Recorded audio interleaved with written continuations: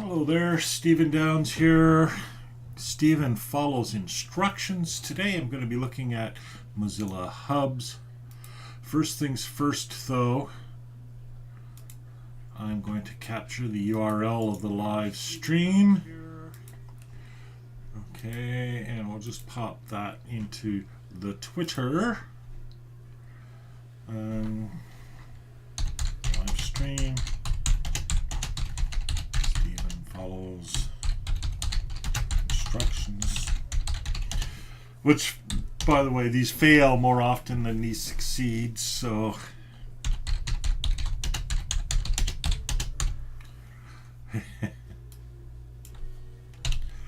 okay, so we'll tweet that, and then I think I was okay, and I'll pop over here to the other account and tweet it here too.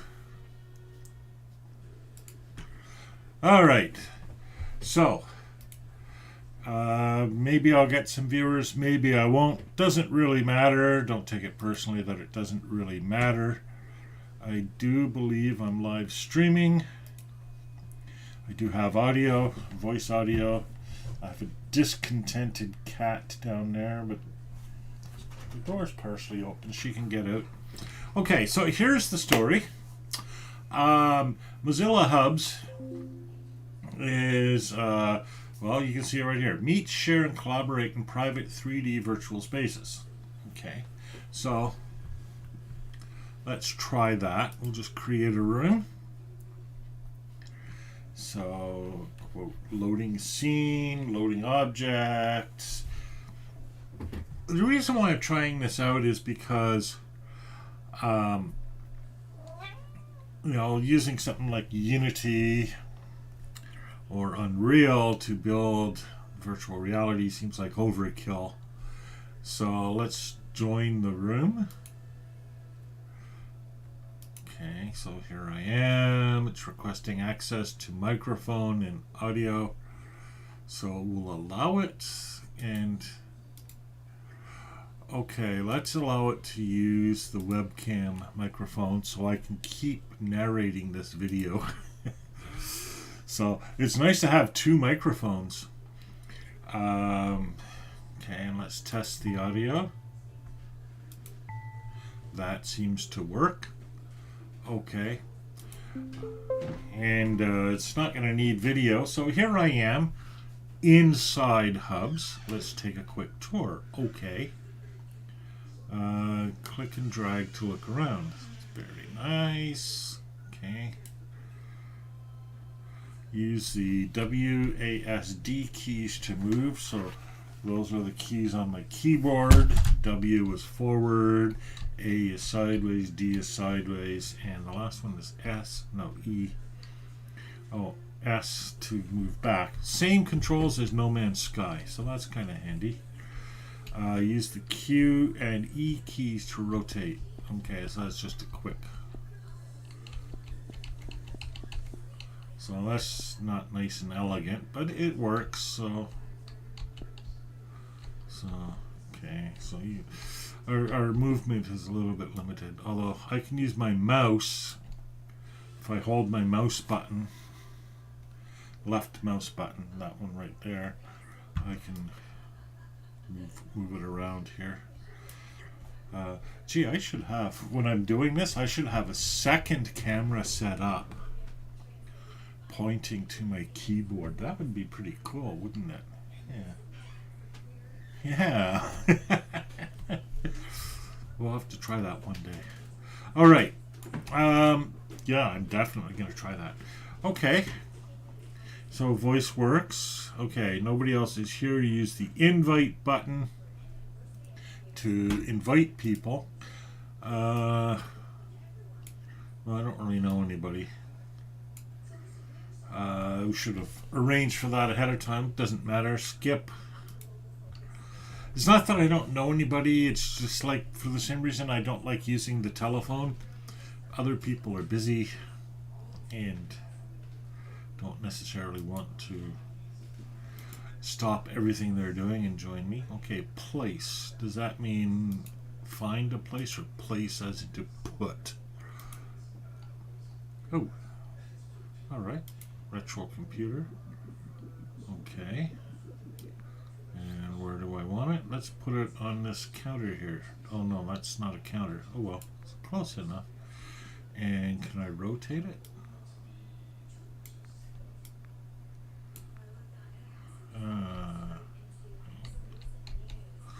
Should be able to rotate it somehow.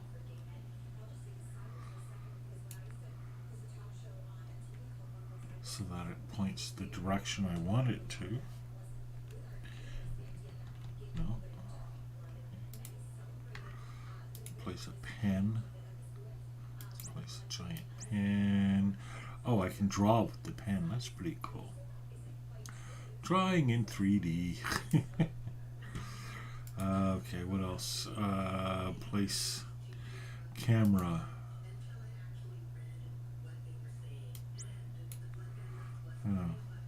So placing with my pen.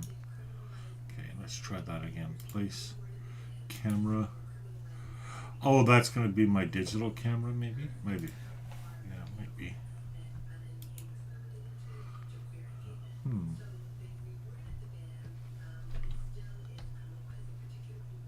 Oh, there it is. Right. Oh, and that. Okay. It was all hidden. Right, okay, that's it. So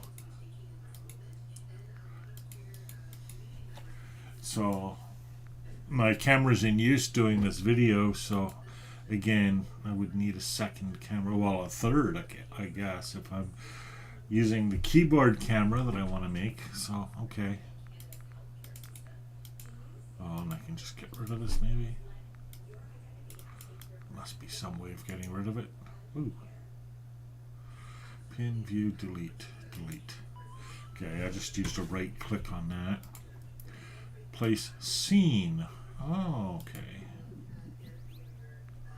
Use scene. You need to sign in. Okay. Tweet.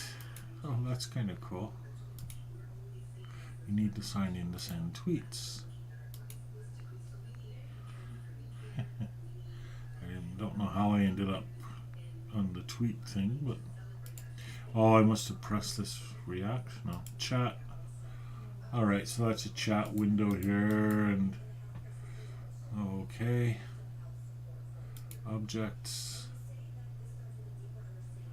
in your pics. Okay, let's pin that, so let's view. Alright, okay. And everything else I've done is vanished, so not so hot. React, no. Share, no. Place avatar. Okay, well here I'm picking my avatar. Oh, there's the webcam hologram. So that's pretty cool. What else have we got here? Place scene, which is what messed me up. Place a GIF. Pick a GIF, any old GIF, and let's move that up. Ooh, gets bigger. Can I move the size, change it, view it, link it? Yes, delete it. Alright, so this is my 3D room. Still need to get used to putting the objects in a bit. Okay, let's try to use a different scene again. Scene. Yeah, see, I had tried to use this scene. Use scene. Oh, right, you need to sign in, right? Okay. So let's sign in. Oh, and this is nice. This works in Firefox. So this is actually my browser. So all my browser tools, like my 1Password extension.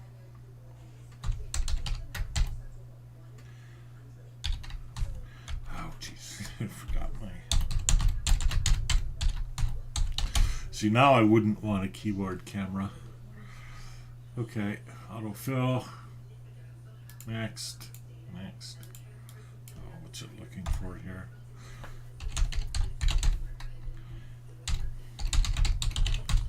Okay, next. Email sent. Okay, to continue. Alright, so let's maybe read this off the screen. Your Hubs sign in link. Alright, verifying email. Now, right, since I have a Firefox account, it's just going to sign me in. It doesn't need me to do anything. Okay, I am now signed in. Now I can use the scene.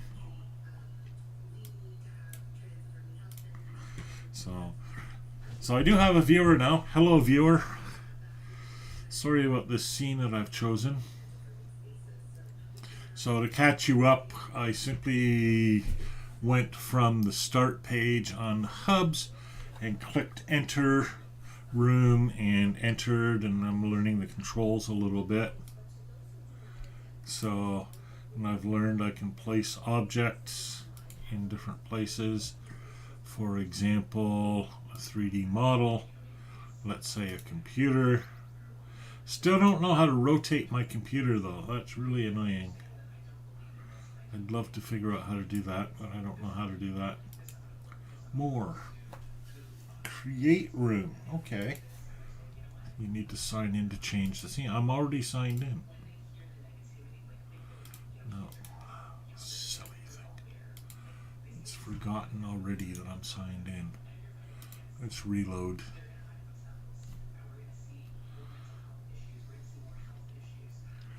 Okay. And join room. Accept. Enter room. Okay. And I am signed in. So place 3D model, breakfast special. Alright. Well, it's not everything it could have been. Okay, it's yeah, because there's the whole lighting thing. I'll have to put it under the light, I guess, if I want to see it. It's not very under the light, is it? Okay, well, it's hanging out there in the air somewhere. I've lost my breakfast. Oh, there it is. Okay, let's drag it. Okay. Let's drag it some more. Can I move while dragging it? No. I can move while holding it though, so. Alright. There we go. That gets it into the light and I can actually see it now. So, but I still can't rotate it, but oh well. Alright, so place, no, that's not what I wanted. Scene. I'll create scene with spoke. Welcome to Spoke. If you're new here, we recommend going through the tutorial. So far so good on this. I'm pretty pleased. Okay, you can fly around the scene by holding the left mouse button and dragging. Orbit, fly, that's the right mouse button. That's really small and hard to read. There, that's a bit better. So, orbit, right, plus shift equals boost. Again, exactly the same controls as No Man's Sky. Add a model to your scene by clicking on it. Okay. Search models. Q and E is rotate left and rotate right. Okay. Okay, so Q. There we go. And I'll click it. Next. Focus selected object. Okay, yeah, there's a hierarchy over here. So you focus it. Oh, cool. And then I come back to the computer, focus it. Oh yeah, okay, and it puts it right in front for me. Okay, you can move objects around the scene using the translation gizmo by selecting an object and pressing T to enter translation mode. So I'll select it, press T. Oops. I haven't really selected it yet.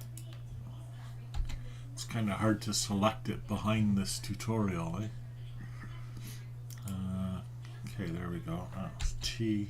Oh, that's actually me, I suppose. Boy, this is really annoying. I can't. There we go. Now let's try to select it. Alright, T. And then drag it. Move it along its axes. Okay. Oh, that's kind of cool. You put it far away, it's tiny. You bring it up closer, and it's much larger. Although I've accidentally put it inside, and I don't seem to have to select it again, I guess. T. Yeah, now. So you can sort of bury it inside the the floor. Okay. Next. Drag the rings of the gizmo to rotate the object along the rings of the gizmo. Ah, okay. Oh, I'm rotating the whole scene here though. So let's T and now R. And I'm still rotating my whole scene.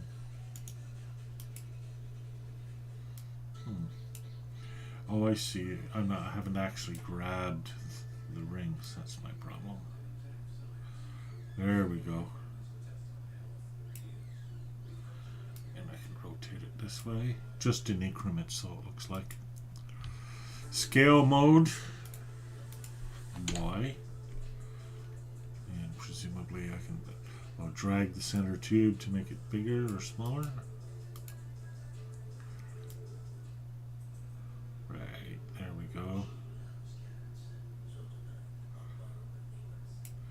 Next, G, grab object. Not really a fan of all of these letters for commands. I imagine there's a menu way of doing it too. X, change pivot mode.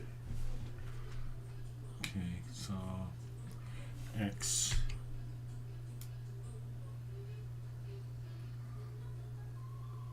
I don't know what that means. Bottom selection. Yeah, okay. Toggle snap mode. Increase, decrease height. That's changing the grid. Okay. Additional properties can be set in the properties panel. Okay. Saving your project, Control S.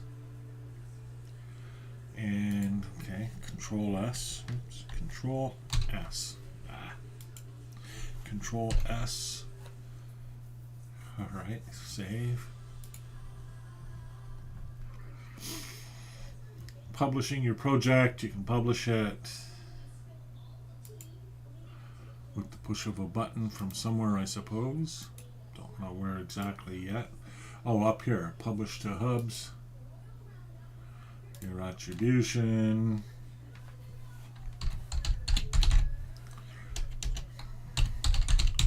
And I will, of course. And yeah, save and publish. Alright, so I've created a room. Okay, polygon count. Too big, that's interesting. 5 unique materials. And 1 light. Don't seem to be able to change this. There we go. File size 20 meg. So why am I using so many triangles?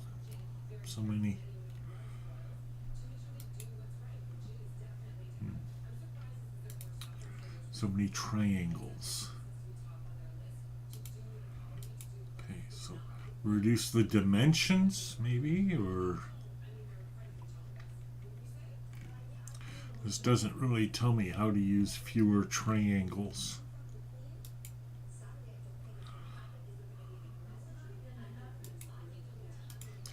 So let's see, when building scenes, okay, measuring performance, you can open up the VR stats model, optimizing, compress the files, use JPEG, convert GIFs to video. That makes sense. Actually, it's the opposite of what I would have expected, but okay. Alright, number of assets.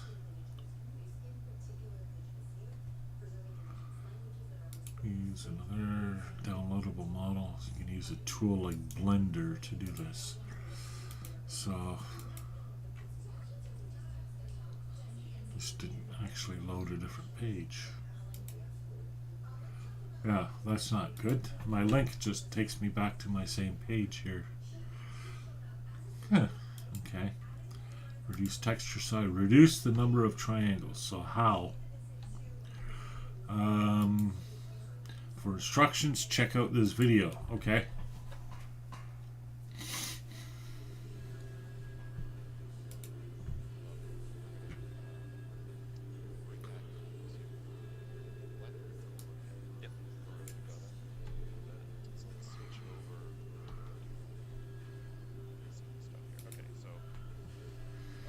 Another thing we want to plug, Blender. This is Blender 2.8, and if you have used Blender before, maybe a while ago, it might have been an earlier version of Blender, and this particular version that they came out with only a few months ago, they finished.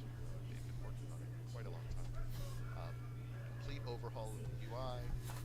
A lot of stuff has been rebuilt from the ground up, and so Yeah. You just tell me what I want to know.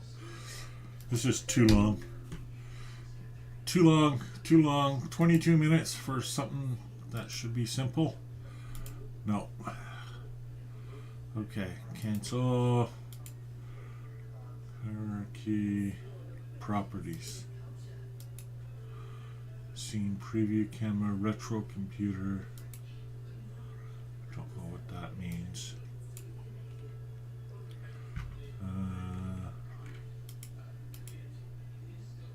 Skip tutorial. So I guess I want to open this in Blender is the way it should work. So developer file, export as binary, export ledger. Okay, back to projects, world selection. No. Spawn point. Okay, this is the hierarchy of stuff. Scene preview camera. Scale enabled.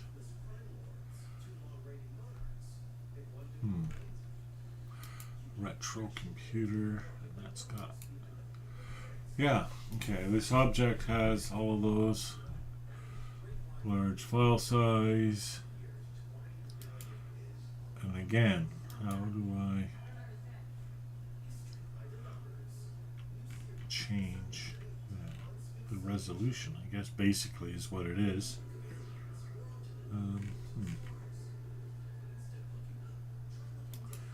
Floor plan. There's all the, oh yeah, they see all the triangles there and all the elements of the crater. Spawn point, directional light, skybox. So there's the floor plan. Okay, new mesh mode, automatic, auto cell size.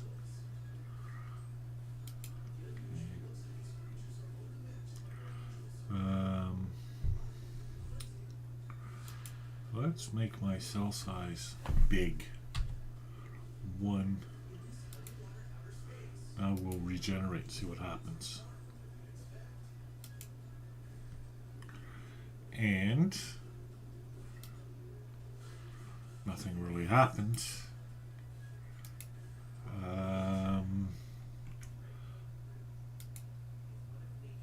Yeah, it's still exactly the same file size, so that doesn't help. So that's a bit confusing. So, alright, let's reduce triangles, hubs, Blender. Do a little searching here. There's that same video again. 22-minute video. And I want something fairly simple.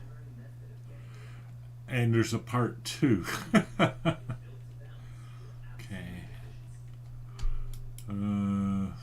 Decimate modifier.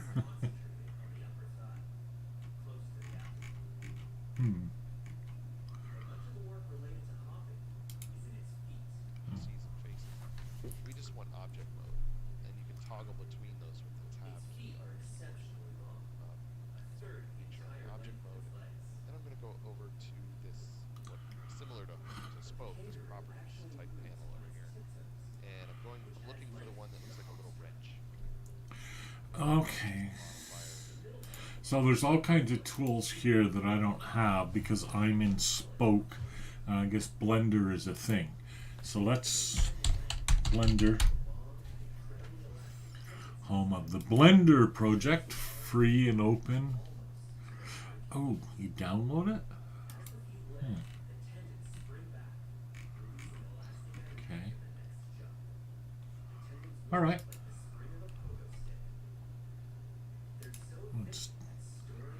We'll download Blender here. So that's going to take a bit less than a minute for me. 205 megabytes, to be warned.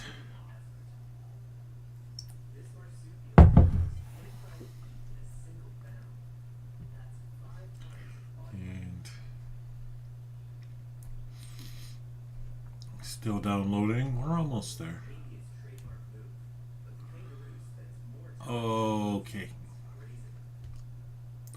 So let's open the file. It's an executable. I know. So this is something that I would be absolutely forbidden to do on my work machine. Okay. Install. Notice I just skipped through with all the defaults, and then if something breaks, I'll come back and try installing it again. So yes. So it's copying, updating component registration, copying. Oh, I should have installed it in a different place. Well, I may have to uninstall and try reinstalling it. But okay, because my C drive is really small, that's why, and it probably installed on C, didn't it? Okay, so now I've installed it. Now what? Must be an icon somewhere. Blender. There it is. Blender app. Let's pin it to start. And let's run it. So this is Blender that I'm in now. Okay. Select a class. Okay. If I really like this, I'll donate to the development fund. How's that? But maybe not just yet. But I'll click on it because we're doing a video based on Blender, so I might as well. So fund.blender.org is the developer fund for Blender.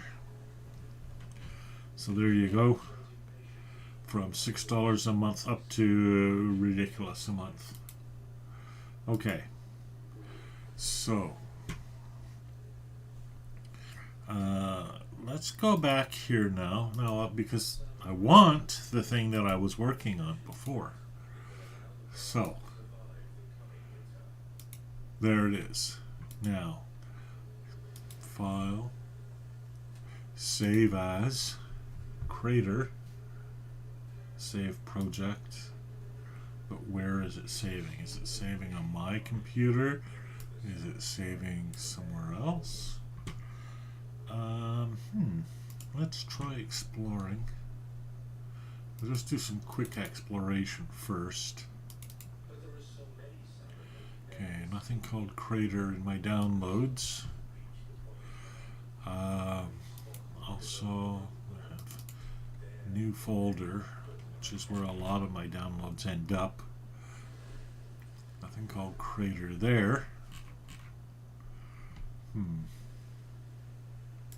I think it probably saved. Well, I don't know where it's saved. Save as there, that'll help. Well, you would think that would help. Okay. Maybe it's saved on my desktop? Nope, there's Blender though. Did not save on my desktop.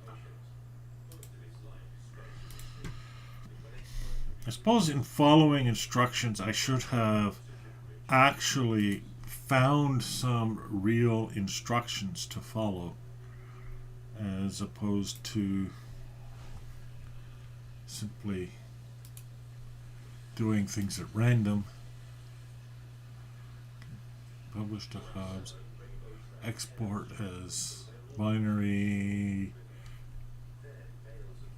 GLB. Okay.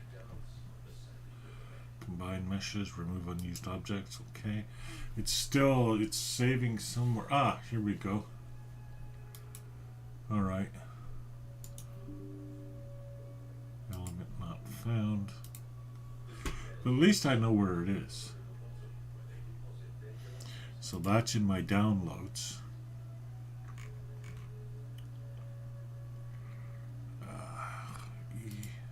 Downloads. I think.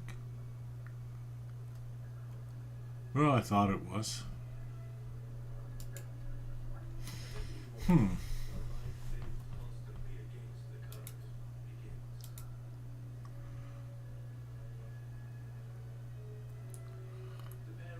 Export, yes.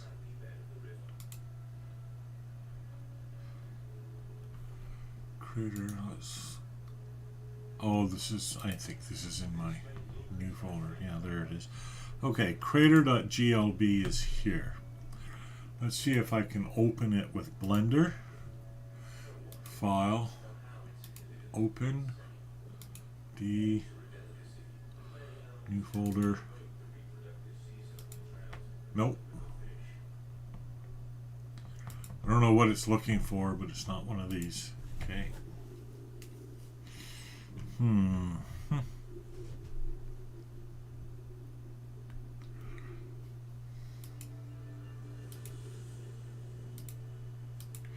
Motion paths, visibility.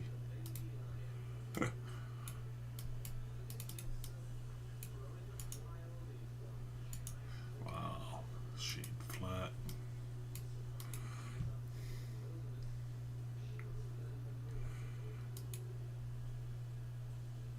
Clearly I know nothing about what I'm using here. Okay, there's the I could probably mirror X. No, that's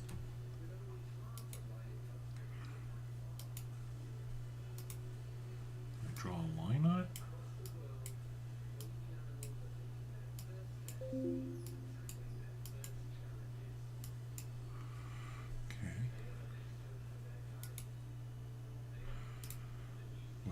See it reflected here. Do I save this perhaps or something? Context menu. I really don't know what I'm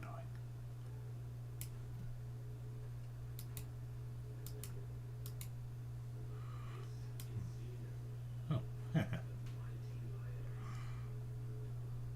So I could actually sort of stretch it out a bit. Okay, let's try Control S. No, that would save the whole thing. I don't know. I just don't know.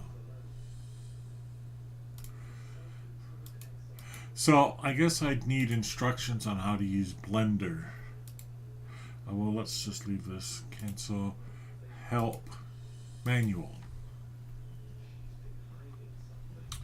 Download the manual's web pages. Okay.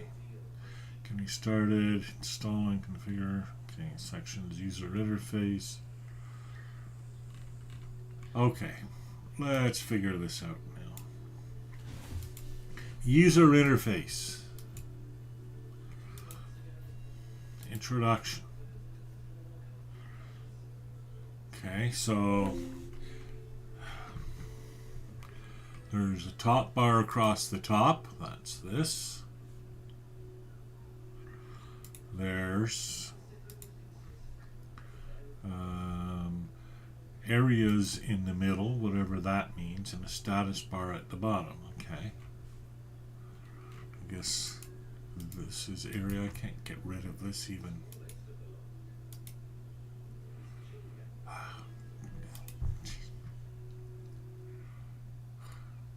I have no idea what this is or how to get rid of it, so I'm just going to close, don't save, and we'll start up again after. Alright, customization. See, why do the instructions start with customization? Right? I don't care about customization right now. I don't even know how the thing works, right?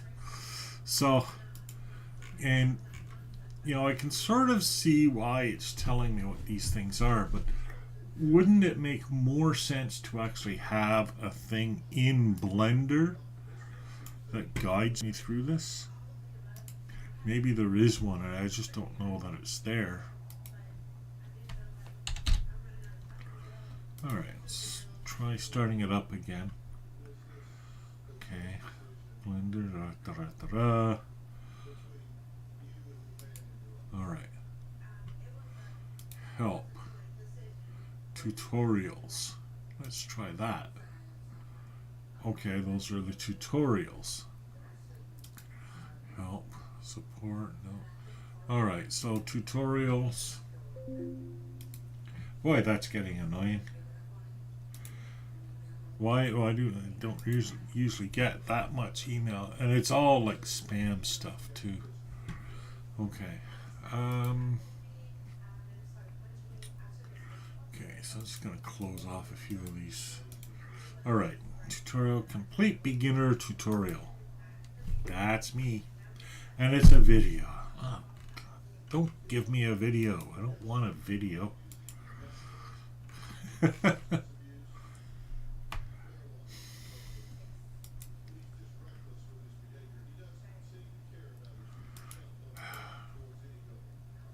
Yeah, the tutorials are all videos. Okay, I'll do a stupid video then. Really, I just like... Hello everyone, welcome to this additional little video series on how to use Blender. At this point, you might have watched the Blender 2.8 Fundamentals series, which goes over a lot of Blender's basic features. But as a newcomer to Blender, or 3D art in general, it's one thing to know all the features of a software and another to use them in practice. You think? In the following videos, I will show you how to apply this knowledge to create a simple character of your own in Blender 2.8 or 2.9. There will be some additional features and techniques across these videos, but the goal is really to stick to what is shown in the Fundamental series. Alright. Just like the outline of those videos, we will start with modeling, then go on to shading and texturing, and finally start with lighting and rendering our final results. Alright. I will regularly show the videos on screen to check out where you can get more info on the features themselves. This way I won't really have to repeat much of the fundamental lessons that were already shown. I'd still rather have a non-video, but so okay. First off, we open Blender, of course, and I won't really go over the basic navigation and the interface of Blender. Watch the first 3 videos of the Fundamental series. Okay, stop here. I don't even know what you did there. How did you do that? Like, you're already doing stuff, and all I can do is make these stupid squares. Let's back up here. Okay. See, you're on the stupid squares thing too. So, okay, let's see what you did. Watch the first. Okay. No. Right click. No. Press shift. No. Control. No. Function. Probably not. No. Start. No. Alt. No. How are you doing that? I don't even know how I did that.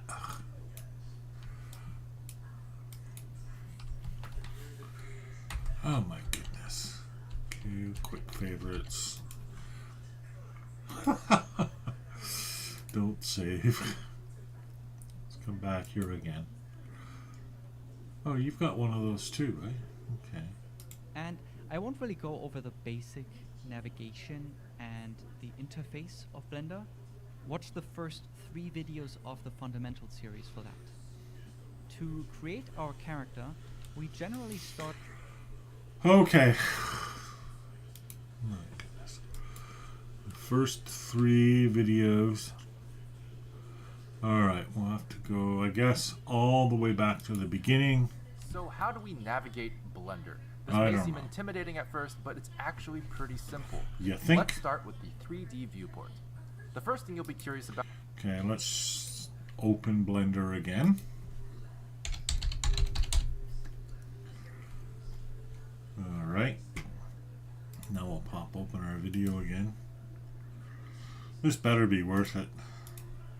Okay, keep going. is how to select things. Simply left-click any object to select it, and left-click empty space to deselect. You can also press... Okay, let's try that. Left click. See, I don't get that. I get this. I get a menu.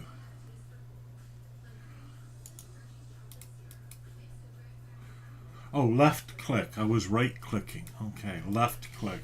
Left click. That, which my brain just means click. Okay. Stupid dyslexia. Alright, let's keep going. Press A to select all, and Alt-A to deselect all. Well, back again. All, and Alt-A to deselect. Empty space to deselect.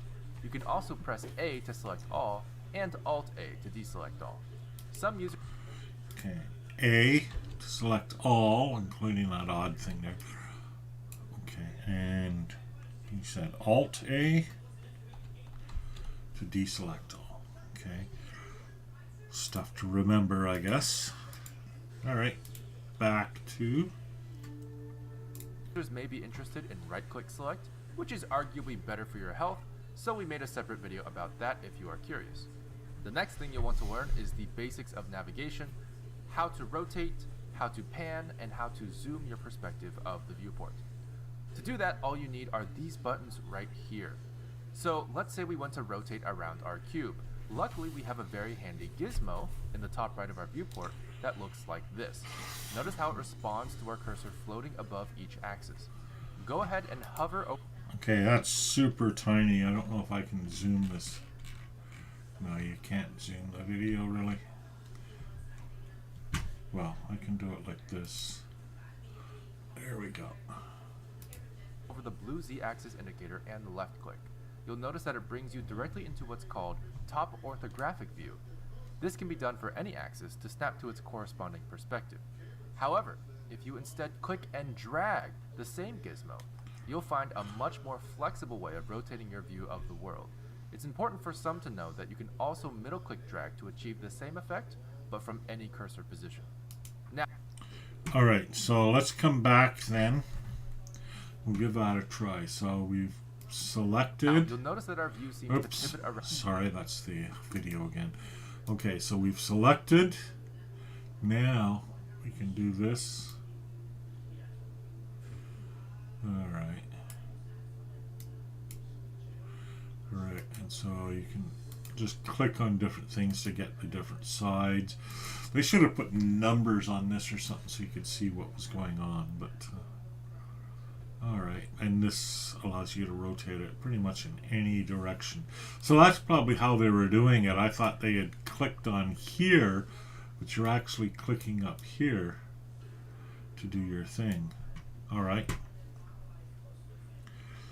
Kind of anti-intuitive. So, I mean, the way I would have done it, and maybe there's a reason why it's like this, but the way I would have done it is have these controls sort of superimposed over this. And maybe that's not the way to do it. I don't know. Hard to say. Alright, continuing on. Found a particular point in the viewport, that being the center or origin of our grid. This also happens to be where our cube is at the moment. However, what if we didn't want to look at the cube? What if we wanted to look over here or something? Well, now all you have to do is click this hand icon and drag to where you want to have centered. From there, you'll notice your pivot has changed when you rotate your perspective. For hotkey users, simply hold Shift and middle mouse drag to achieve the same effect, but from any cursor position. But let's say I want to... Okay. So, Shift, whoops.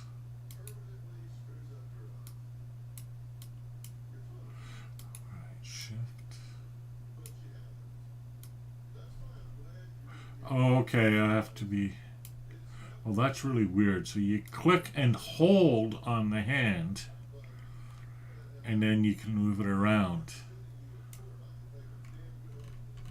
Oh, scroll bar zooms and zooms in and out. Okay. Oh, I don't know what that was, but okay. Whoa. I probably shouldn't have done that. Camera perspective. Alright. So, yeah. Then I can rotate. And then in the hand again, I can move back and forth, up and down, rotate, select this thing, and I'll rotate it. And the hand, right click and hold the hand. Alright.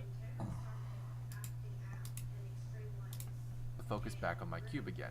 How do we do that? Well, for that, I want to quickly show you the Frame Selected tool, which can be found under View. This will reframe your perspective to focus on the object or objects you have selected. Okay. Frame Selected tool. So, forgotten already what he said.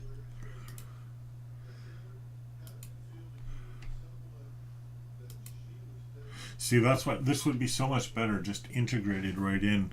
Now, if I wasn't recording this video, what I'd be doing is, because I have two monitors here, right? I don't know if you can see it. So I have two monitors. I get the main monitor right here, and I've got the other monitor with my studio stuff. So what I would do is I would just take this, put it over on that monitor, and so I'm working, I just play a little video and then work on it live like this. But I can't really do that while I'm doing this because I want to show you both the video and the actual interface that I'm working with. So, all right. Well, for that, I want to quickly show you the Frame Selected tool, which can be found under View. Frame Selected. Okay. Come back here. View. Frame Selected. Okay. View. Frame All is everything. Okay. Oh, that must be the light source. Oh, right. I can't do anything.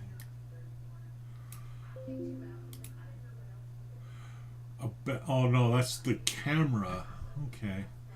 But again, I can move the camera about. Maybe. I don't know. No. Okay, view. frame selected, view, frame all, view, perspective, orthographic. Alright. View, local view, toggle local view. I don't know what that means.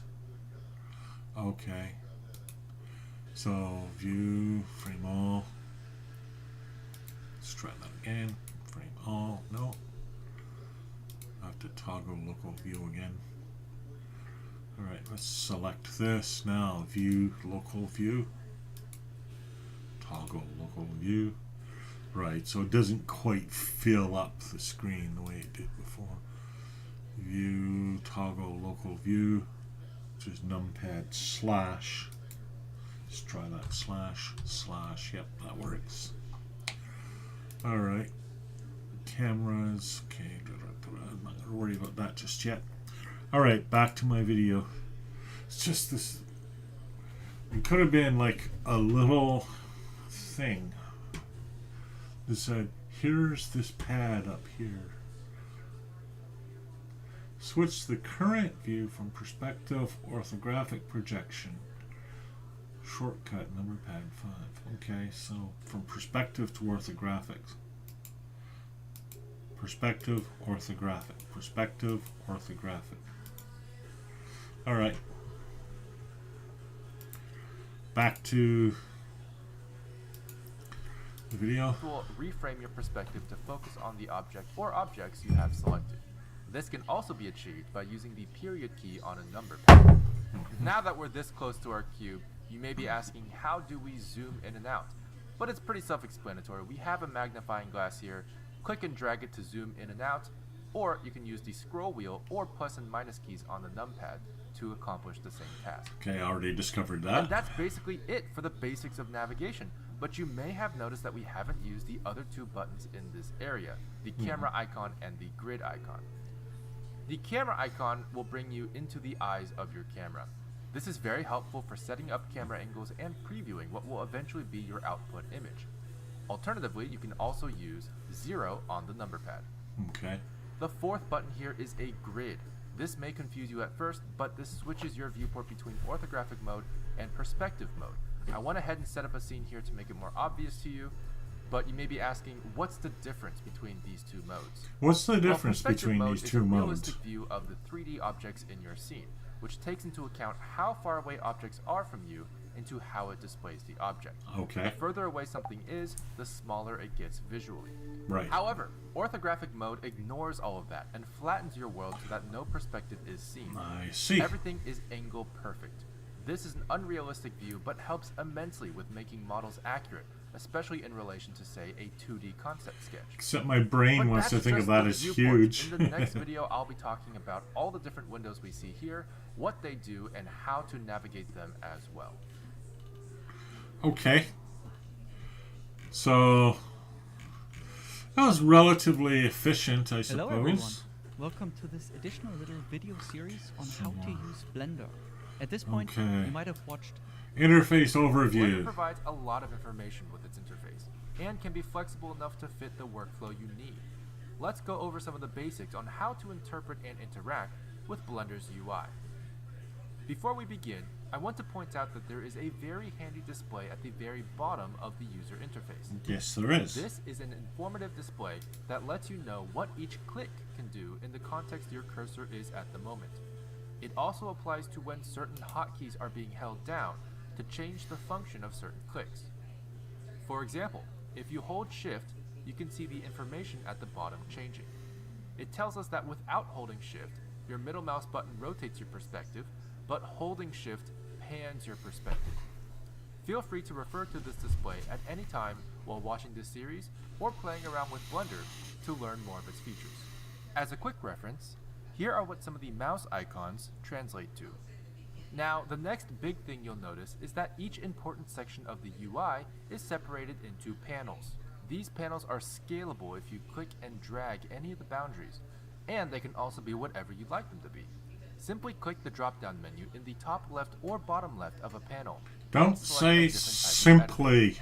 Okay. You can also create stop. more panels by right-clicking a All right. So This moves back and forth. All right. And okay, so V3 viewport, which is probably what I'm in now. Oh, image editor. Oh, compositor, texture node editor, geometry node editor. Okay, dope sheet text editor. Okay, so I have a whole bunch of tools basically, and similarly down here, I have all the same tools. Okay, and then these tools things might actually refer to the same set of tools. I'm not sure. Okay. Texture properties, object data properties, collection properties. All right, let's keep going. Boundary, clicking split area, and then left clicking at a position of the screen you desire. To delete a panel, simply right click a boundary, click join area, and left click over the panel you'd like to overwrite. Additionally, if you would ever like to maximize a panel to focus on it, simply mouse over an area and press Control Space. You can also press Control Space again to return. While this is extremely powerful, Blender also provides default workspaces you can choose from that set up the appropriate editors for specific workflows. You can find these workspace options in the tabs above. For hotkey users, you can press Control Page Up or Control Page Down. We will be going over each of these workspaces in future videos. However, for this video, we will focus on the primary editors of the layout workspace. Further introduction of other editors will be given in editor-specific videos. So, let's begin. If you saw our viewport navigation video, then you already know what the viewport is. This is where our 3D scene is displayed. Right. In this editor, you can perform a variety of tasks that interact with your 3D scene and its objects. However, it's important to note that there are two helpful quick menus in the viewport. Simply press T as in Tools, or left-click this arrow here to expand the Quick Tools menu for the viewport. Okay, This includes don't say simply press. Okay, T, oh yeah, T, or just click here, yeah. All right. Yeah, so that's just general advice to anyone doing help videos. Don't say simply, because for someone like me, it's not simple. And we don't feeling like an idiot while we do this. Thank you. tools such as the select box, move, rotate, and scale. For hotkey users, keep in mind you can also use Shift Space at any time to bring up the same tools menu but labeled and at your cursor location. This works similarly to a pie menu in that you have the option to hold the Shift Space hotkey, move your cursor to the tool you want, and release the hotkey to select a tool. You can also press N as in number or left-click the arrow on the right to open additional quick settings, which include your item's transformation data, tool-specific settings, and other viewport options. You'll notice here there is an option for the 3D cursor. This is a very powerful tool which you can see right here. This red and white circle acts as the spawning stop point here. Stop. All right. Can open this. I don't know how to close it. That seems to be the only way.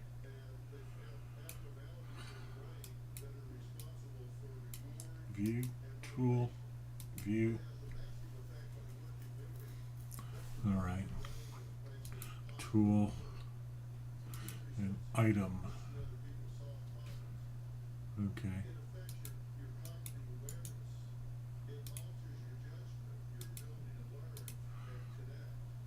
Should be a simple one-click way of closing this.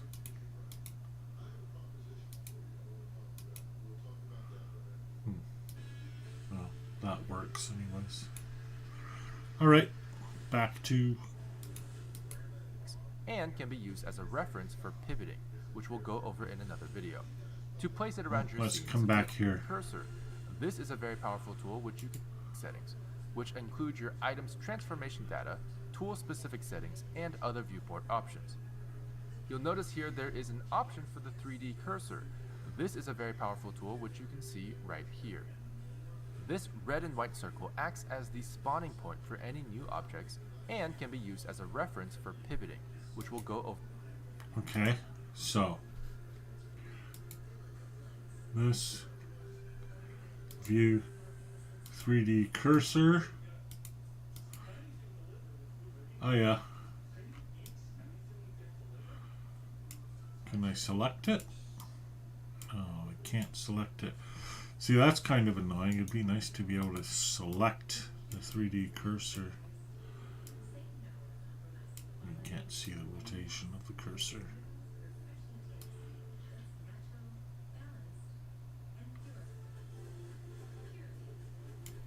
Can you just type 0 there? Yep. Okay.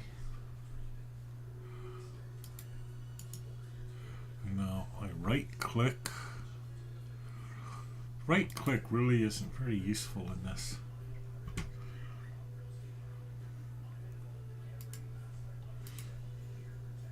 Okay, so let's come back here. Alright.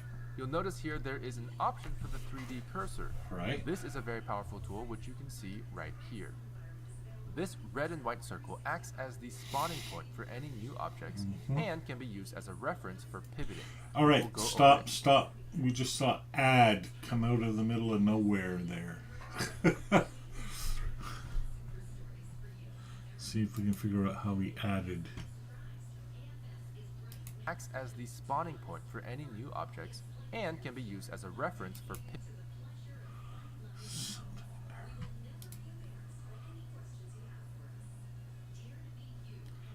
Okay, so we moved our cursor around. Right click? No.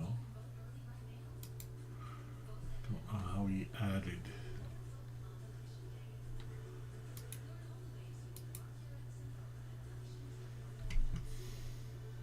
A? No.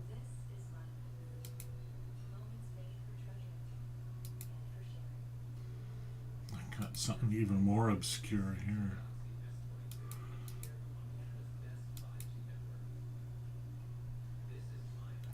Cursor. Oh yeah, collections and annotations underneath. Local collection. Annotations. No. Don't know how he added. He added somehow, but I don't know how. File. Edit. Render window. Help. Layout modeling. Add up here. Shortcut Shift A. Alright. Shift A. Add. And then I can add whatever I want.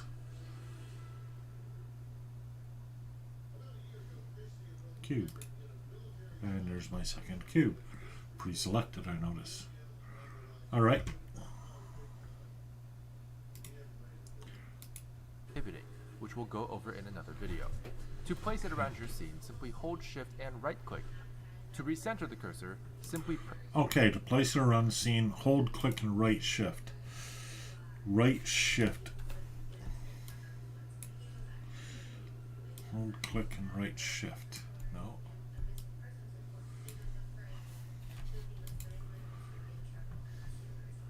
Maybe hold, shift, and right click. Yeah, that was it. Dyslexia again. Hold, shift, and right click. Alright.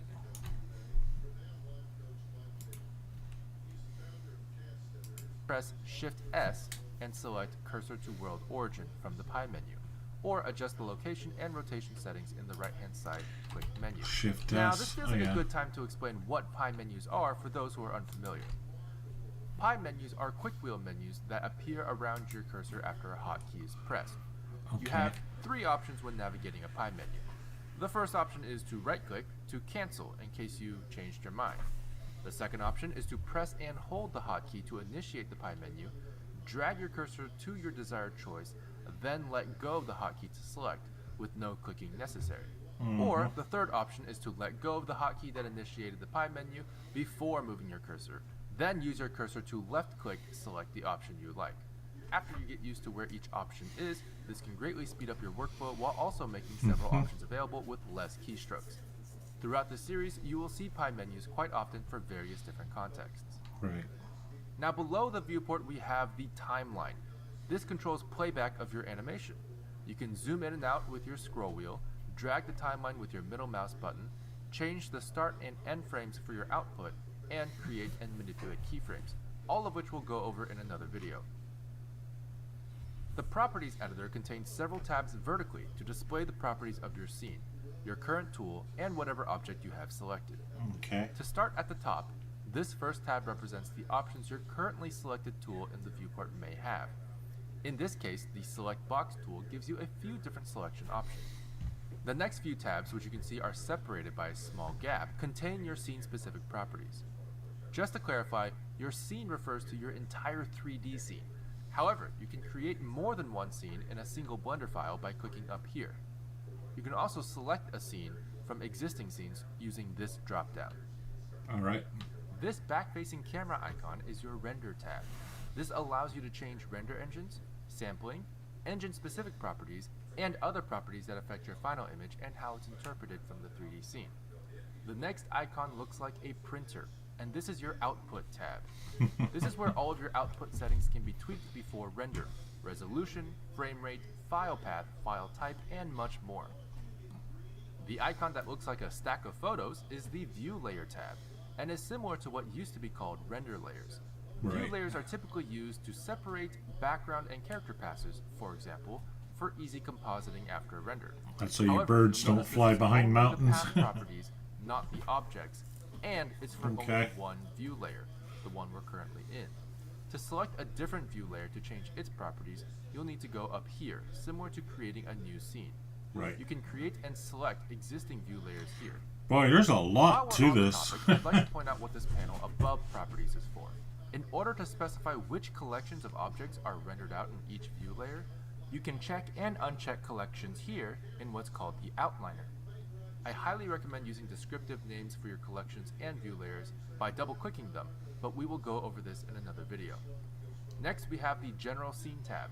This has other miscellaneous scene properties that affect your scene, such as your active camera, your units, and rigid body settings. Finally, the globe icon is the final tab of this section and is called the World tab. This includes properties for the sky and air of your scene. In other words, the surface option for your world is the shader used for your sky or background color, while volume allows for volumetric lighting throughout the atmosphere of your scene as a whole, such as fog or mist. For the next section, the property tabs will be specific to the active object you have selected. So in this case, I will select the cube. Our first tab is the Object tab. This contains basic information such as location, rotation, and scale of the object. You can also specify parent-child relationships, which collections it belongs to, and visibility of the object. The next tab is a very important tab for Blender. Represented by a wrench icon, the Modifiers tab allows for powerful manipulation of objects using predefined modifiers. Simply select a modifier from the drop-down menu to add it to the look at stack that. below. You can use as many modifiers as you like and change the order or application of these modifications using these arrows. Oh, wow. For example, the Subdivision Surface modifier and the Bevel modifier. This next tab is the Particles tab. You can see the icon looks like an object shooting particles out from its main body. In here, you can create particle systems and add them to the object you have selected. Next is the Physics tab, which looks like an orbiting planet icon.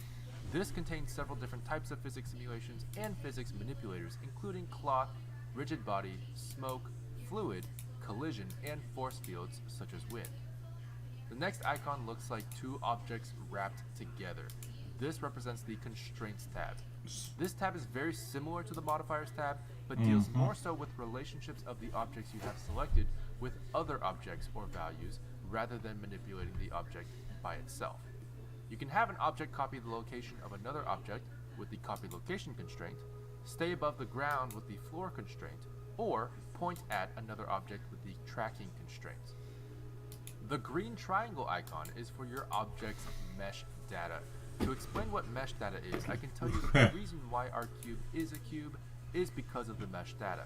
If I were to take this exact same object and change the mesh data, its shape would not be the same, but its object properties such as like its this location would remain the same. Here you can manipulate your vertex groups, also known as weight maps, your shape keys, also known as blend shapes, and your UV maps. Other geometry specific settings belong here as well. And finally, we have our material tab. This is represented by a material sphere icon and is where you control much of how your object is shaded during render. The material you choose here will affect how shiny your object is, what color it is, and how rough it may appear to be. The final tab is actually in a different section, as you can see. There's a small gap there. This is the texture tab, represented with a checkered canvas icon, and is not object specific. Textures exist as separate entities that can be referenced for a number of things, including the world, aka skybox, materials, or brushes. Because of this ubiquity, they are in a separate section. Okay. Before we move on, let's go ahead and left click to select our lamp object. This is the dotted circular thing you see next to our cube. Once you have that selected, you'll have access to its lamp properties, which looks like a light bulb. This is where you can tweak its brightness, the radius of light, whether or not it casts shadows, and what type of lamp it is. We can also left click to select our camera object, which is this sideways rectangular pyramid shape we have here. Now you should have access to the camera options, which include focal length, perspective type, and much more. And that's the summary for the default layout workspace we see when we open Blender. I hope this is helpful for you, and I'll be going into more detail about the other workspaces and what each editor does in separate videos. Okay, so let's close this off. Selecting objects in Blender is quite simple. We already went over it in detail. All right. So that's what you call going down a rabbit hole. I want to come back to Hubs, where I've completely lost it now. Here it is. All right, create scene with spoke.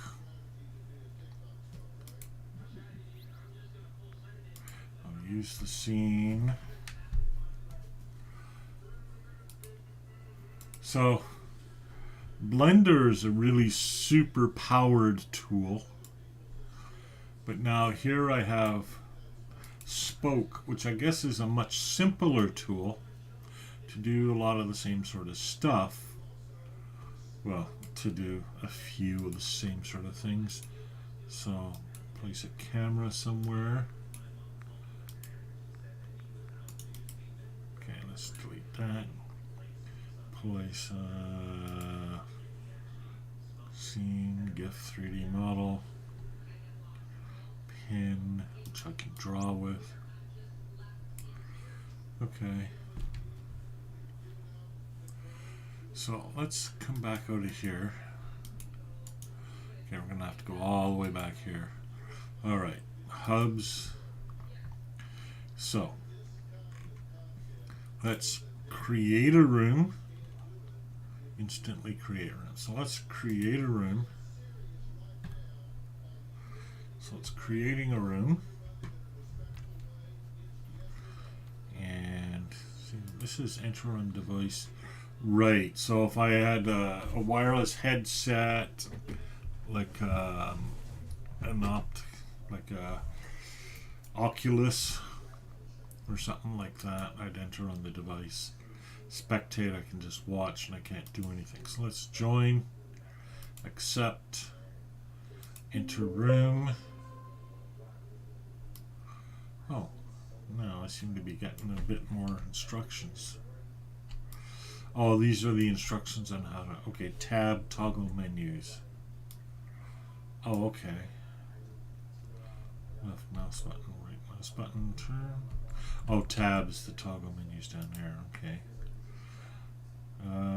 W is, G is fly mode.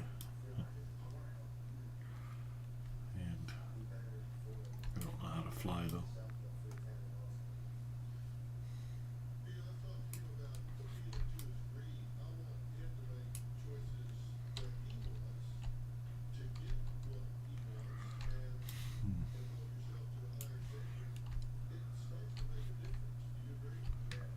There we go. So what I did there is I pressed G and then W to move forward. Now I seem to be... There we go. So I'm flying up and away. Now you can't really see any perspective, but if I turn around, yeah, see now I'm going further and further away. So this is my scene, and then this thing here, although it looks like a crater, it's just a background. So let's fly back in.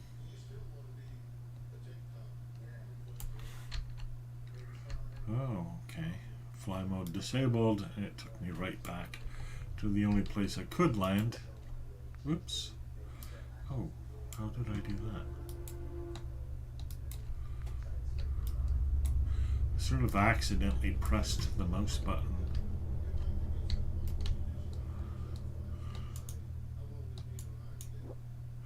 Okay. Oh, I see. I can teleport to a place.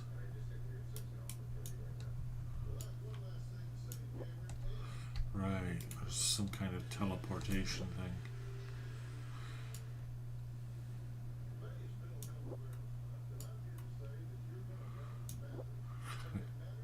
So we'll go up the stairs.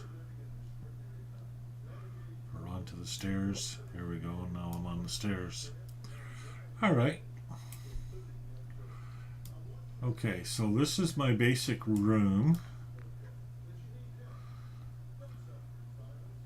And it's a perfectly nice room. Suppose I wanted to make changes to it more.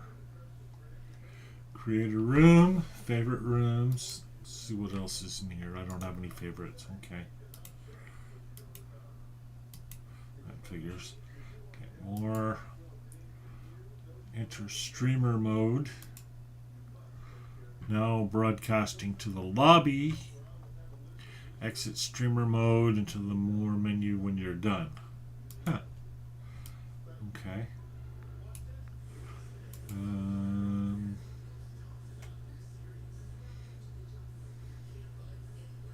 Room info and settings. This is called the Gathering Hall. I can change scenes to pretty much anything I want here. Let's go to the school.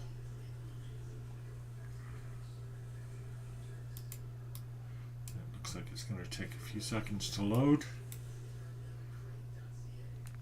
There we go. Okay. Why you'd want to do this, I don't know. But there's a whole bunch of undesignated icons, all neatly around their tables. And coming back through here. Room 2, breakout. Oh, I can't go through there. Click to go to breakout 2. Nothing's happening. Right click. X. Go to. Okay, and here I am in the breakout room. And go to.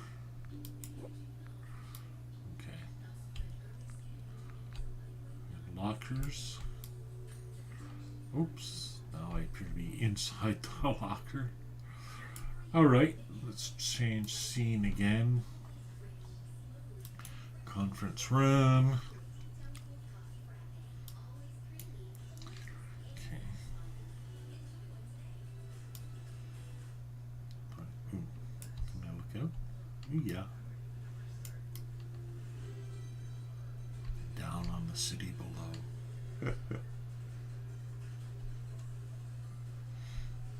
This is pretty basic, obviously. Oh, this must be for the speaker.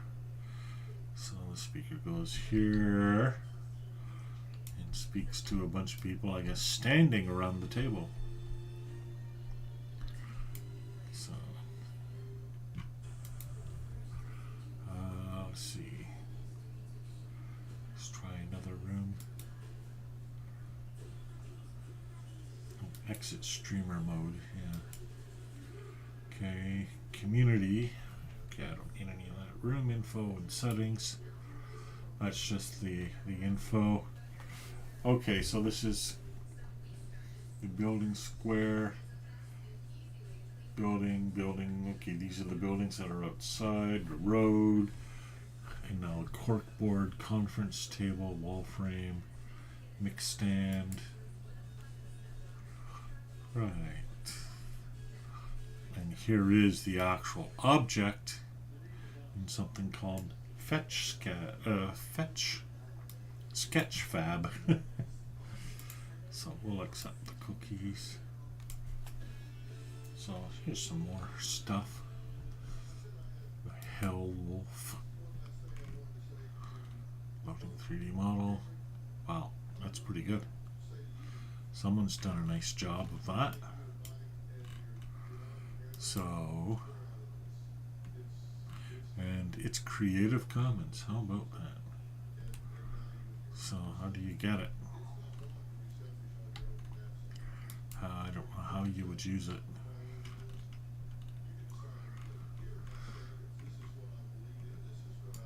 Right click. Full screen, settings, model inspector. Well, model inspector, final render.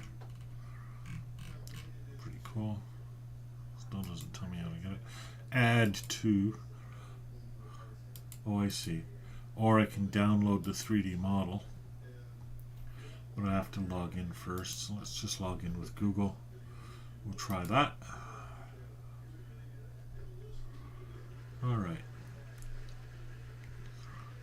Sure. Let's look at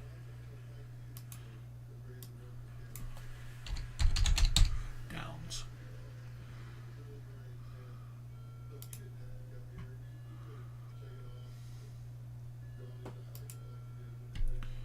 Okay. Create account. Create account.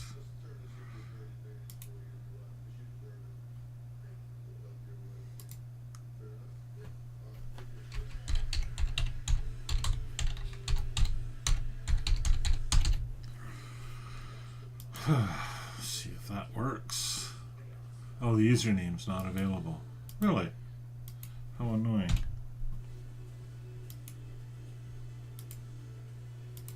Create account. Still not available?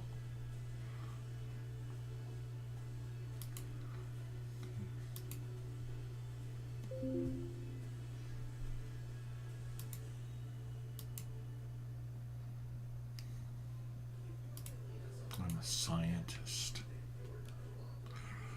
Alright, so this is obviously a marketplace as well. So let's try to go back to where I was before it made me sign in. Okay, so let's try downloading the model again. This model is free. Okay, original format, auto-converted format, or augmented reality. We don't need augmented reality. Let's try the auto-converted format. Download. Okay, so Hellwolf Zip has been downloaded. Now, oh, that's the old creator thing. That's the old other thing. So let's go back to where I was. That's not it. It's not it. Okay, here we are. Now, see now. I want to place. I want to upload an object.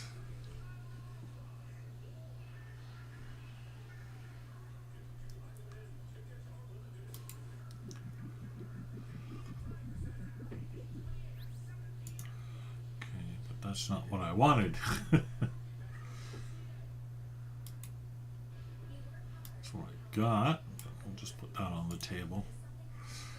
Okay, so let's try. This model is free.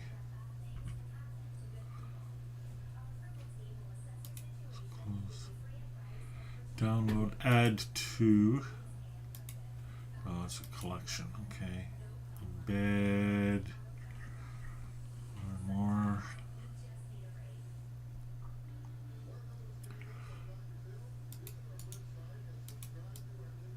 Maybe I can just grab the URL. Okay. Place. Upload. Paste. Create object. Broken media link.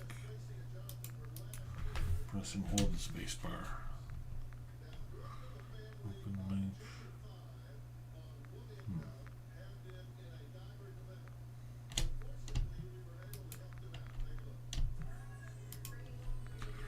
So that wasn't it.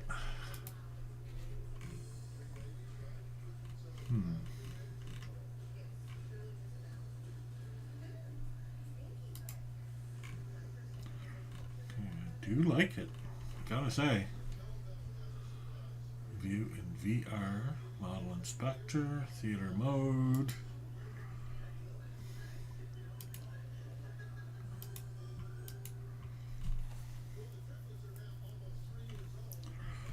Okay. 3D file format is FBX. Download 3D model. Download.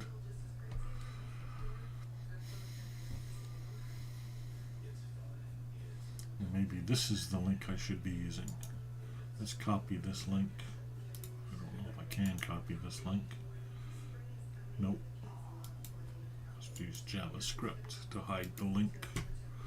Use importers.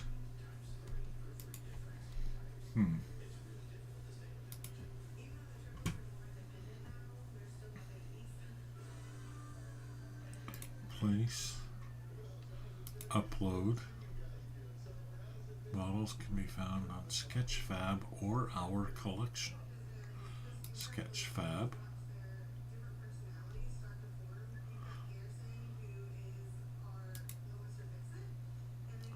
Oh, that costs money. Well, these probably all cost money. Yeah. I can't find one for free, can I?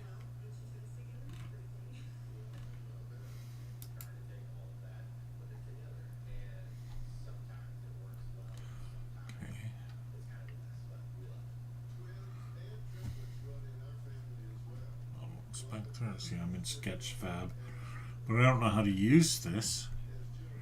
Okay, use Sketchfab model in Hubs. Okay, another video, of course.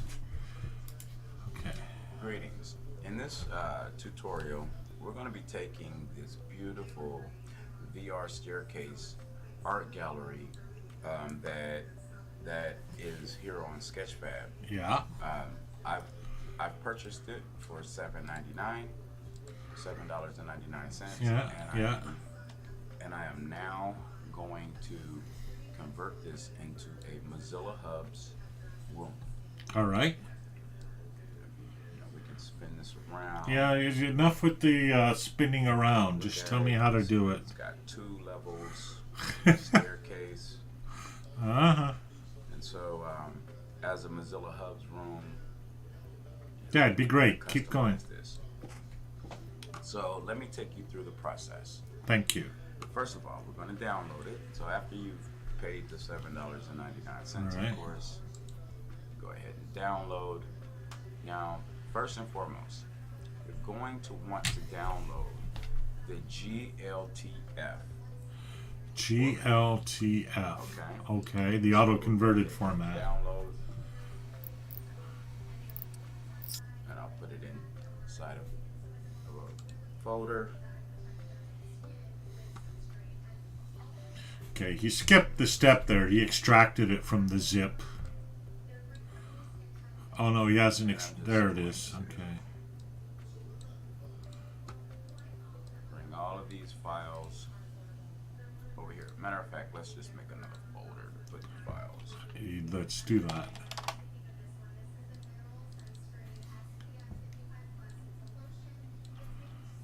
Okay. So first of all, when you download this, it's going to be huge. Yes, it is. It's a 4K. You know, all the textures are in 4K.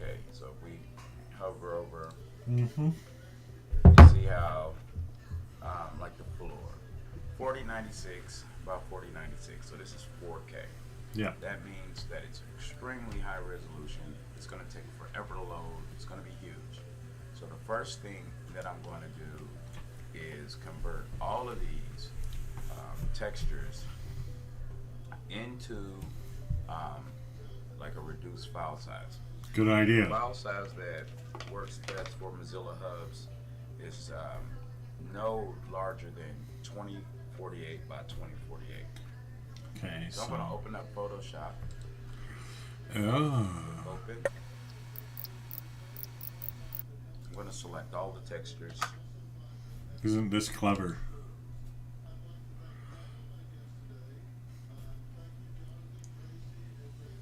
Now that we have them all open, Yeah. I'll go through and check the file sizes. For any texture that has a file size of 4096, I'm going to change it to 2048. And we're keeping the proportions constrained, so the width and height will stay proportionate. And I just click OK. And that's an image a quarter of the size. Yeah. I'm going to save it with, we can bring down the quality, but I'll just leave it at 8. Okay. Click OK. And close this one out.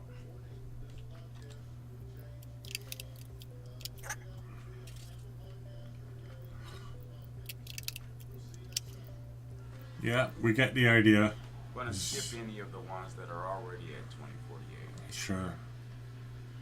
I just want all of the files to be at 2048. All right. And you can vary that up, right? You can have a 2048 for something you really care about, and it could be just one. There's no reason to have like plain yellow as 2048. I mean, that's silly. I'd be tempted to make that even smaller, but I get the idea here. All right. Now we'll save them all. So now we're going to open up Blender and we're going to compress this all into a GLP file. Ah, okay. So we open up Blender, Right. go to General. Let's just delete this cube. Alright. And then let's import GLTF.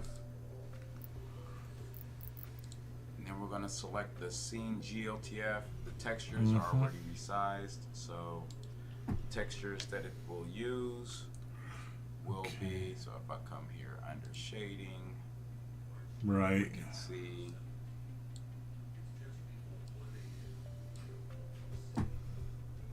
Yeah.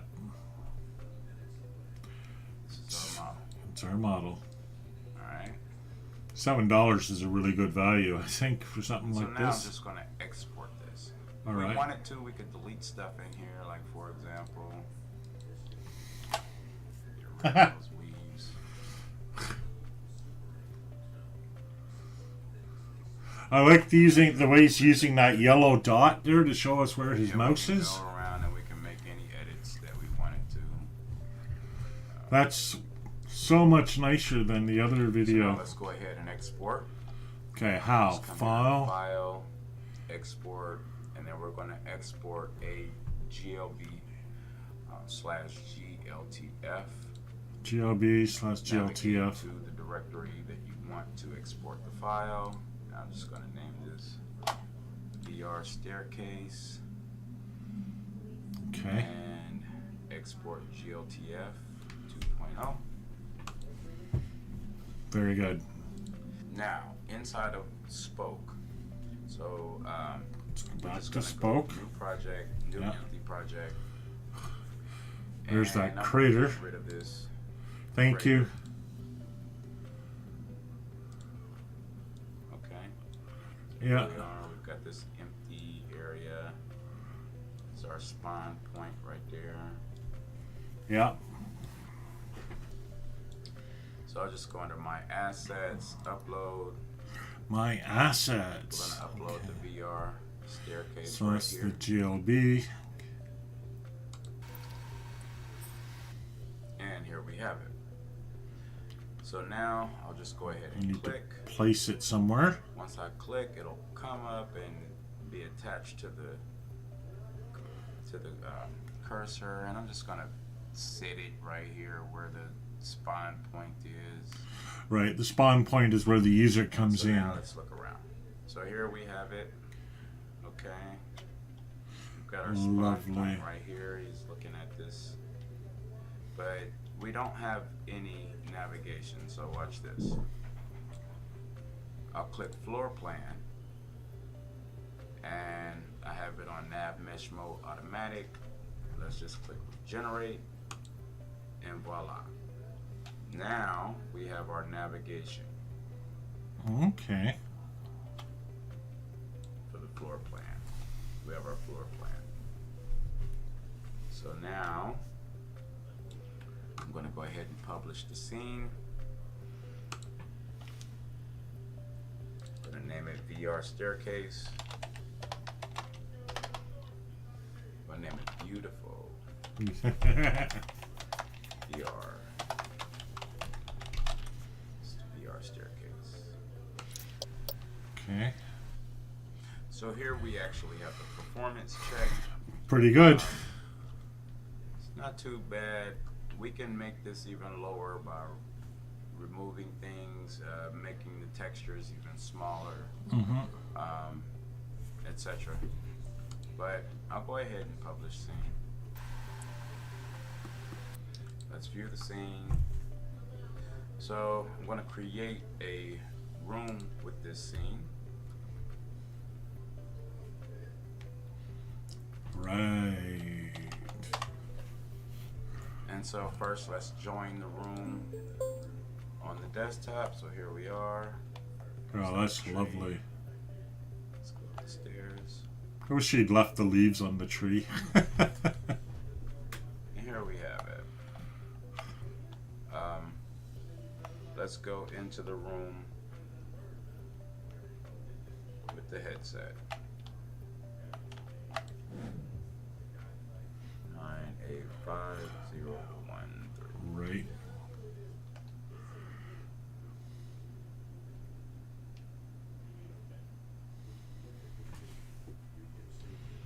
So let's join the room.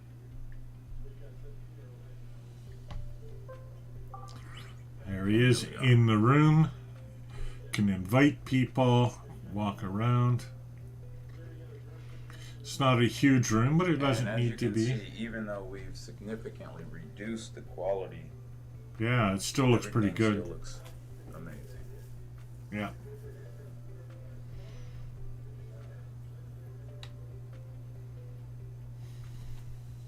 Of course, you're going to be increasing the size if you Floor put plan. things. Our navigation is perfect. I can't go out places that I'm not supposed to. I can't navigate through places that I'm not supposed to. Mm-hmm.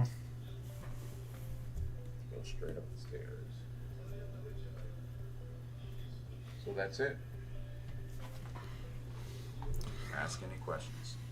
Great video. Well done. Okay, I'm going to end this here because I have a life to have. But that was really good. And I'm going to hang on to that. So what I'll do is in the next installment of Mozilla Hubs, I'll try to do what he did. And we'll see how it goes. Today's was a pretty good exploration.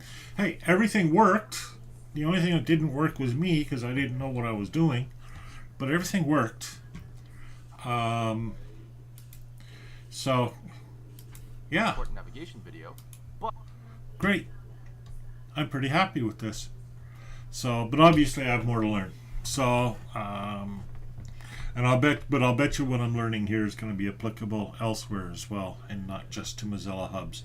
Because, this Blender thing, I'm sure I can, it's got to be something that also makes models that are useful elsewhere. I would think. I don't know. How would I know? I don't know very much about this stuff, but I'm learning. Okay, talk to you next time. Stephen Downs, out.